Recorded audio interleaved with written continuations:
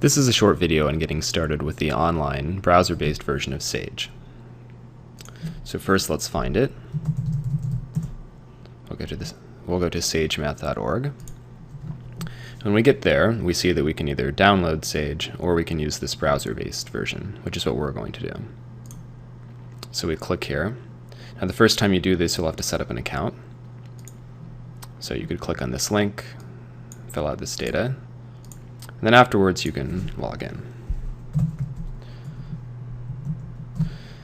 So let's do that. And so in Sage, sort of the document that you edit is called a worksheet. So let's start a new worksheet.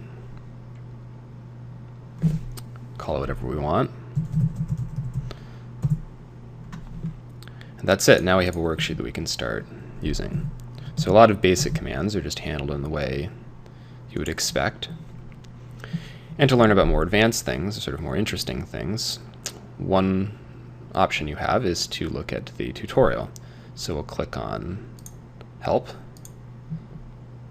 go to the tutorial. This is also reachable off of Google, of course. You could just type in Sage Math Tutorial and you'll get the same thing. And then we can just pick something that interests us and see how we can use Sage to perform the relevant computations. So let's look at number theory, for example. We can do basic things like computing GCDs. So we could compute the GCD of some number, some other number. We can do basic things like that. We can also do sort of more interesting things. Like we can compute an integral basis for a number field, for example. So let's let k equal number field defined by some polynomial. Let's make this the Gaussian extension.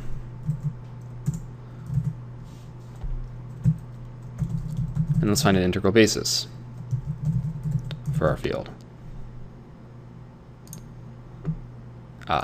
So I forgot to say, so we have to say that this is a number field defined by this equation, and we have to pick some name for a primitive element. And we'll just call that primitive element A. I'll try this again. So that's it. This is an integral basis for our field, as we would expect. So that's pretty much it. I think that a good way of getting started with this is just sort of reading through the tutorial, picking something that interests you and seeing what the Sage commands are for performing the relevant computations.